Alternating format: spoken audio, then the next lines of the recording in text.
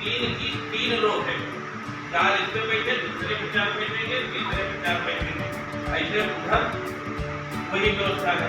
लेकिन जो बुकलेट बांटने का है, पहला यहाँ से जैसे 4 बच्चे बैठे, पहला इसको देंगे, दूसरा पीछे वाले देंगे, तीसरा उसको चौथा फिर यहाँ आएंगे। ये बात समझ में आएगी नहीं? अब सीटिंग प्लान अपने हिसाब से वही बैठा दीजिएगा बच्चे को। बोर्ड पे लिखवा दीजिएगा ना, बोर्ड पे लिख देंगे, बोर्ड पे लिख जाएगा, बोर्ड पे लिख देंगे। बच्चा को पता बच्चा को पता होने के लिए भी वहीं आप ही को बच्चे को केवल रूम पता होगा, या तो फिर रूम तो हम हर जगह लगाए रखेंगे।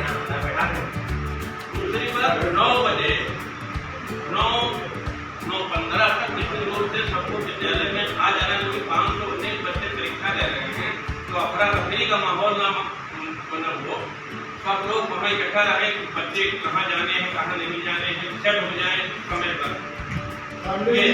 सीटिंग प्लान आप लगाएंगे बाहर, वहाँ रोल नंबर के साथ साथ ये भी ये रोल नंबर से रोल नंबर तक कहाँ बैठेगा, किस क्लास में बैठेगा, ये अपर विंग है कि लोअर विंग है, ये सब लिखा है। ये बायो लैब है, ये कंप्यूटर लैब है, ये सब लिखा है। एक पन्ना वही सबके उसमें भी रख दीजिएगा, क्योंकि बच्चा आता है उसका कहाँ तो उसको बता पाना रखवा देंगे फाइल में पन्ना, ये भी रखवा देंगे। एग्जाम 11 बजे बच्चे को लिखना शुरू कर देगा, 11 से 11:45। सीटिंग में अब परेशानी ना हो, इसको अपने हिसाब से देख लीजिएगा, हम लिख भी देंगे ब्लैक बोर्ड पर। वही है कि पहला, दूसरा, तीसरा, ऐसे 4 रो आप लिख लेंगे, 4